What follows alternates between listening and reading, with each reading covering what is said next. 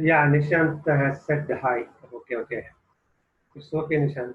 It's okay.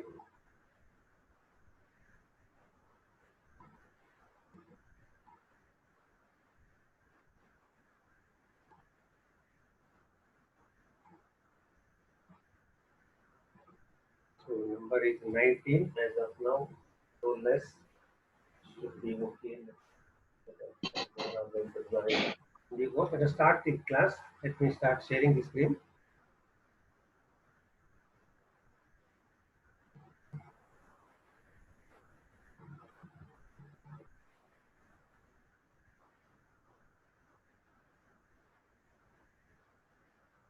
Yeah, this is going to be the sixth and the last unit in corporate valuation. It is about an issue called value-based management or VBM in short. This might require 4 to 5 sessions. So by next week, as I told you, I should be able to complete this, uh, thereby having at sufficient time, almost 12 to 15 sessions exclusively for numericals. So let us start this session. These are the contents of Unit 6, that is value-based management, its meaning, its premises, right? Issues associated with this concept. The concept sounds bit new, but it is not new. You are quite aware of the things that are going to be discussed here. The second is the key methods and key premises of value-based management.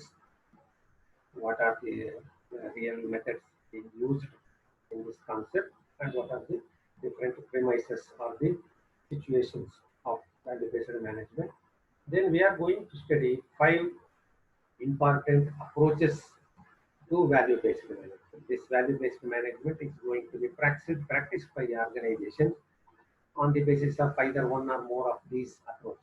All these approaches have been developed by very well established management scholars, authors, and consulting agencies.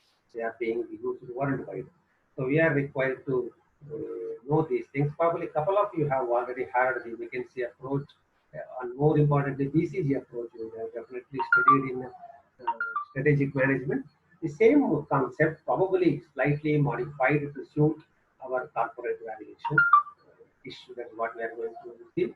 And we are going to end up with the unit with by identifying few lessons from those organizations which have adopted, which have been following this value-based management concept. So this is mainly about the value-based management, its meaning and related issues. Then 5 approaches to value-based management. Then finally, uh, the lessons. A lot of theory questions, almost up to 20 marks, might be drawn from this single unit alone. So please look into these things. The material is already with you. Later, once all the units are completed, I am going to share these PPTs also so that you'll be able to have some material for the last minute revision and memorization. Now, this is about value-based management. We all know that business organizations are run by a team of management, a management team consisting of the board of directors, the senior managers, and other key management personnel. Then what drives them? What is there any underlying driver or inspiration or motivation that drives these management in discharging their responsibilities, their roles, their functions? What is that one thing that really pushes the management in ably, effectively, profitably managing their organization? There must be something. There must be something at the back of their mind that pushes them, right, to go into that direction, right? So, what is that? That central, foundational, or basic, you can say, objective or the driver of this whole management function you have been studying for the last 24 months. The first thing, for the first bullet point, should give us some idea or some insight into this basic, fundamental, central objective of management: creating value for shareholders. It is now widely accepted as the primary corporate objective. Please note this. So long as you are going to be associated with finance domain, so long as you remain finance students and finance professionals, never ever forget these three, four, five words. This is the basic objective of financial management. What you have studied in second semester financial management holds good even today, even for corporate valuation subject, even tomorrow it is going to remain the same. Creating value for shareholders. The entire organization is there for one single most important, there might be other things, but one single most objective, that is creating value for the shareholders. You know, shareholders are the owners. They had invested their funds. They have invested their capital. They have promoted the company with a dream, with an objective, with a plan, with a vision. Now, as management, as the representative of these owners, as the representative of these shareholders, mine means the management. My single most objective is to serve their interest, to increase value for them, is increase their wealth, to create, go on creating additional wealth for them. They have put in, say, 10 rupees in my company. So they have sacrificed 10 companies. They have entrusted 10 rupees with me. After 1 year, I should be able to make this 10 rupee at least 12 rupees, at least 12 rupees, so that I would have created 1 rupee extra value for them, 2 rupees extra value for them. There lies my responsibility, my duty, my power, my role as management. Are you able to follow this? So creating, yeah, please mute your audios. Please mute your audios. Please mute your audios.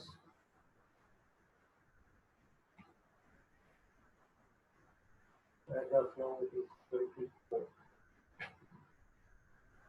Okay, so please note this single most objective: creating value for the shareholders.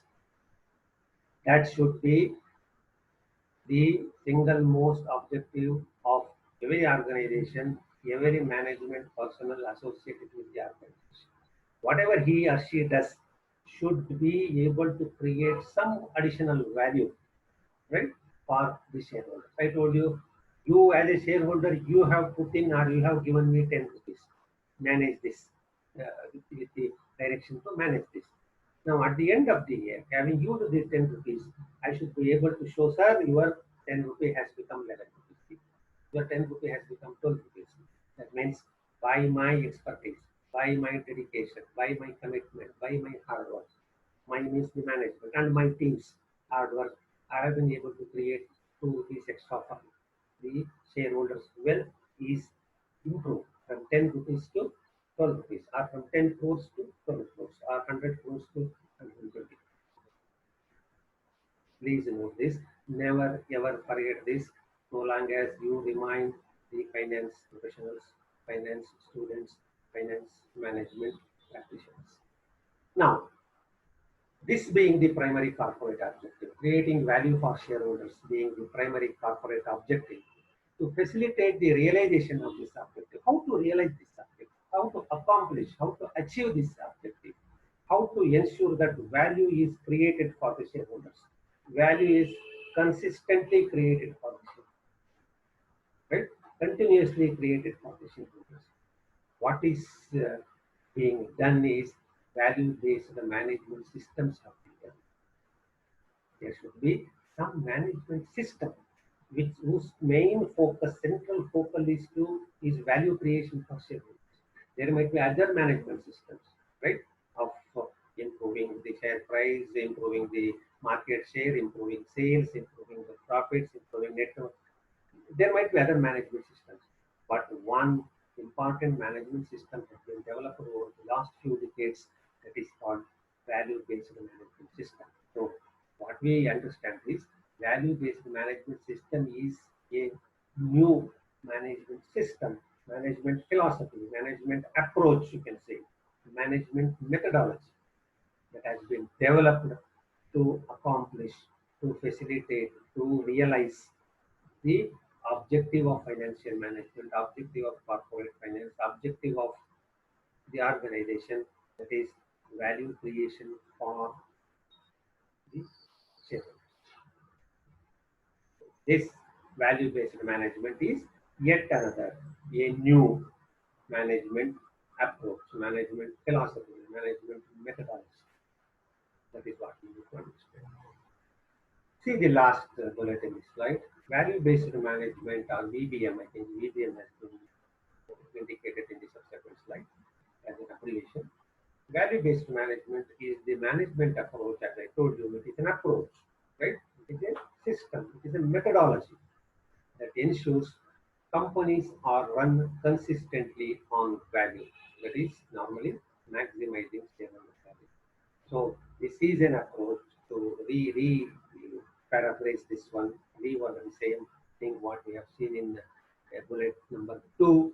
Value-based management is a management approach or methodology that ensures that companies are consistently, continuously run on value, on value creation, value addition, value enhancement, value maximization.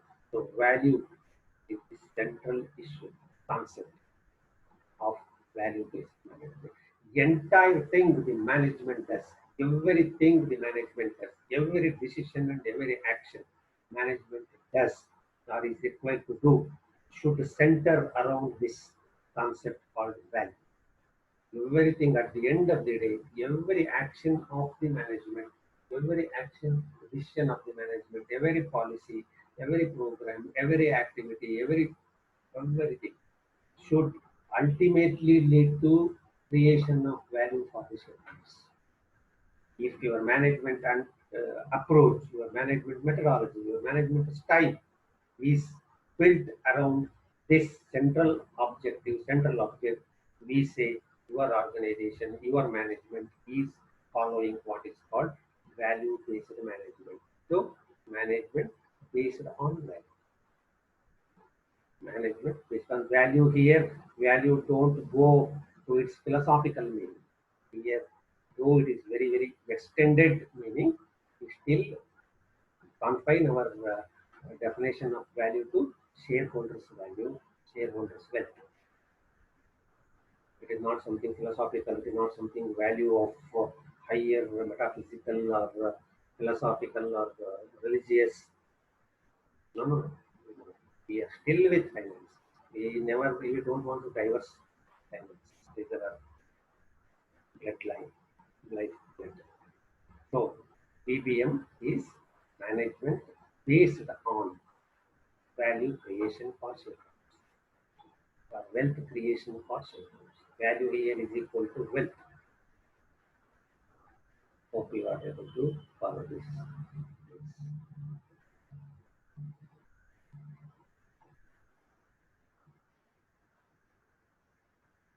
Neha Kausar has joined Ramya, KR, who else? Vikas. Hope I have named all, because all these things are getting recorded. Prasanna Kumar and Pranama. Then who else? That's all. So these many have joined now. It's 25 as of now. Quite a good number, but still below this. Okay. Now let me move on to the next slide. Now, as I told you, there are several approaches. I told you this is a new approach, new management approach, centered on or based on value or value creation, value maximization, etc. etc. Now, even in this approach, there are different, say, versions. So several approaches have been developed to value-based management over the years by management. I told you, management researchers, management scholars, management practitioners, professionals, and consultants. Now, there might be several, but these 5 have been chosen for your study. They are considered to be very important approaches, value-based management approaches. They are marathon approach, Alcar approach, McKinsey approach, EVA approach, economic value-added approach, or the Stern-Stewart approach, is also said as Stern-Stewart approach, and BCG approach, which you have studied probably as BCG matrix in strategic management. So these five are there, and these five are the crux of this sixth unit of corporate valuation. Now let's see one by one. Details are lot of details are given in your course material. I am not going to all those details. They are very illustrative. They are very pictorial. Lot of diagrams are there. Lot of flow charts are there. Should be very easy. Should not be too difficult to understand, except for the formula. For that, you will work out some numerical problems later in this course. So let me discuss about the key issues, highlights of this different approach. But before that, before going into each one of these five approaches, we are required to know two important things. That is, one is the common premises. I told you there are five or more. Five have been chosen for our study, but there are several approaches. Now, what is common to all these approaches? There is something common to all these five or more or whatever approaches that have been developed over the years with respect to value-based management. And what are the differences between them? So besides, before going into each one of those five approaches, we are going to look into these things. What are their common methods or premises? That is common arguments, you can say common grounds, right? And are there any differences between these approaches? So that you would be having a very clear and broad idea about these multiple approaches. Now, the first thing is the common premises. What is common among these approaches? Though these methods look outwardly different, because of the methodology, as you can see the details in the course material. Basic premises underlying them are same. There are certain basic premises, and these basic premises, basic assumptions, you can say, basic arguments, basic propositions, they are all the same. What are those basic premises which are common to them, common to all this? Please note, very simple. The value of any company is equal to present value of the future cash flows of the company expected to produce. All these value-based management approaches, including the five chosen for our study, believe in one thing. That is, value of any company is equal to the present value of the future cash flows the company is expected to produce. That is your discounted cash flow approach. This means all VBM approaches are based on this basic corporate finance concept of DCF. When I say DCF, you probably will get a picture of this DCF approach, right? Projection of future cash flows, identification of a discount factor, which is WACC normally, weighted average cost of capital, discounting the future cash flows with the help of this discount factor, finding out the total present value of these future cash flows. Value of any company is said to be equal to the present value, which you have just calculated, present value of future cash flows, discounted at its cost of capital. So all approaches believe in this. That means all approaches strongly believe in the strength, utility, or the relevance of DCF approach in developing their philosophy, in developing their methodology. So please note this. You have seen this in your the basic financial management subject, probably in advanced financial management. It holds true even in corporate valuation. It holds true even in this VBM concept of corporate valuation. That is, value of any company is equal to, there might be several value concepts. You say market value, replacement value, liquidation value, book value, all these things. But essentially, the value of any corporate entity, any company is equal to one thing. What is that one? present value. I know you are all aware of the concept of present value. Present value of the future cash flows. Present value of the cash flows the company is expected to produce in future. It might be 5 years, 7 years, or 10 years or 15 years. Project them, discount them, find out the present value. This is the value of the company. Your objective as financial professionals is to consistently improve this value. How can you improve this value? Two methods. One, by improve the cash flows, future cash flows. How can you improve the cash flows? By performing well, by producing more, by selling more, by extending more. Improve the cash flows. Then your value will continuously it will keep rising. Another alternative, which might be slightly difficult, is reduce the discount factor. Bring down the cost of capital. Bring down your weighted average cost of capital. Go for cheap sources of finance, cheap sources of in your capital structure. Either way, and if both are, if you are able to accomplish both, it would be a fantastic situation for your value creation process. So always you should focus on this value, the present value of the future cash flows that the company is able to produce. Now, conventional accounting earnings. What are conventional accounting earnings? Net profit shown by the traditional profit and loss that we call conventional accounting earnings or financial accounting earnings or net profit as per financial accounting. Now, the experience has shown that this it is now it is very very clear and everybody believes that the net profit as shown by the financial accounting is not a good indicator, not a sufficient indicator of value creation. Last time you have earned say 10 lakh rupees, this time you have earned 12 lakh rupees.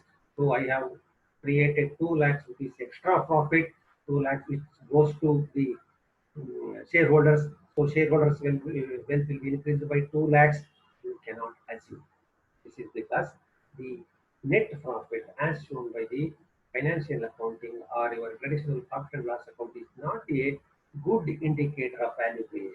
It is an indicator of something else, profitability of operations, but it might not necessarily be an indicator of the additional value created by the management or the shareholders during the financial year. You might have shown higher profits. Last time, your net profit might be 10 lakh rupees. This time, you might have earned 15 lakh rupees as per your profit and loss account. You cannot claim on this basis, you cannot claim that during this financial year, we have created 5 lakh rupees extra wealth, extra value for our shareholders. No. Conventional accounting earnings. Please note, conventional accounting earnings means net profit shown by the profit and loss account. This is not a sufficient indicator. This net profit figure is not a sufficient indicator of the value creation, value created by the management or its shareholder. Because of these reasons, probably you know all these.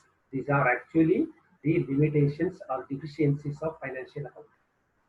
They are not new. They are not the same as cash flow. 5 lakhs rupees profits you might have earned, but there might not be 5 rupees in your pocket. I have given the example by a credit sale. You have purchased for 100 rupees, you have sold for 150 rupees. That means you have made a profit of 50 rupees. But you have sold this on credit, which is not recovered, say, by 31st March. Where is the cash? There is that extra 50 rupees cash. You have earned 50 rupees. No dispute about this. Your accounting is perfect. But where is the cash? You have sold it on credit. So net profit or profit is not always equal to cash. You might not be having cash at all. They do not reflect risk. So net profit is a dumb figure, right? It does not say whether we have earned this in spite of hardships, in spite of difficulties, in spite of things being very easy, convenient, comfortable in the market without any competition or competition. It does not tell you anything. It simply says, list out your incomes, deduct your expenses, and this is the profit. It does not take into account the risk involved in earning each and every rupee. How difficult it was during the year to earn each extra rupee in the market. We have seen now the present difficult conditions since March. How difficult it is, how risky, how uncertain it is. In spite of this, if you have created even, if you have ordered, say, even say, 50,000 rupees profit, it might have been a big deal. But when everything was going good, even if you have ordered 5 lakh rupees, that might not be a great deal. That means our traditional financial account does not take into account or does not factor in the risks the management faces, the organization faces in earning, in performing its functions, and in earning each and every rupee of profit. So net profit is a dumb figure. It is only a derived figure. It is a post facto figure. It is a post-mortem figure. It does not tell you with what level of risk you have earned this profit. It's very high risk, it's very low risk, moderate risk, without risk, zero risk. And of course, they do not include an opportunity cost of capital. Here, opportunity cost of capital refers to the cost of equity. On the debit side of your profit and loss account, you take into account the cost of debt or the interest paid on borrowings or loans or debt or debentures. But where is the cost of equity?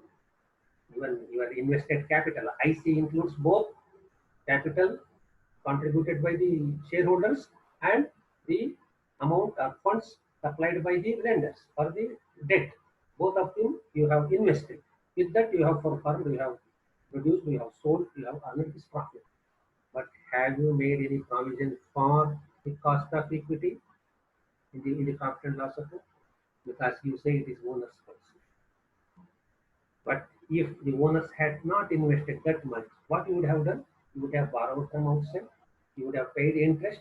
This is the opportunity cost of capital. The interest you have saved is the opportunity cost. Do you charge this to your profit and loss account as per your financial accounting norms? No, there is no provision. You pay them dividend, but that is not the cost. Are you considering any interest for the equity provided by the equity shareholders, equity invested as part of the invested capital IC? No, you don't calculate. That means you are not including opportunity cost. To that extent, your financial accounting is overstated. Your net profit is overstated. Had you taken this interest into account, your profit would not have been that much. It would have been something less. That means your net profit, your conventional accounting earnings in almost all situations is normally overstated.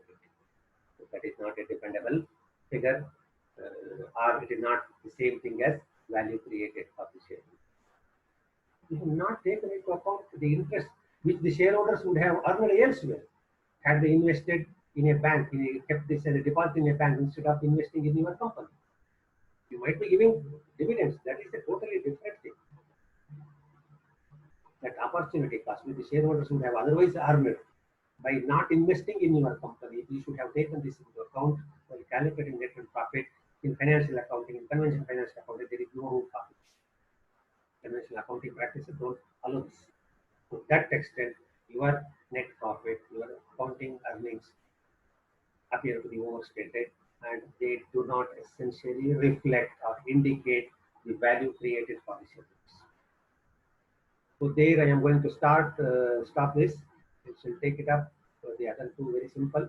But I don't think I have satisfied now, 11:33. So I am stop sharing this. I'm happy that as many as 24 students have made it to this class. I think I have named off. Let me get this whole participants view captured in the record. This is page number 1, and Navya, Rashmi, Pooja, Ashika, Sri Vidya, Sushmita, Vidya Shri, Rachana, Ramya, Freeman, Madan,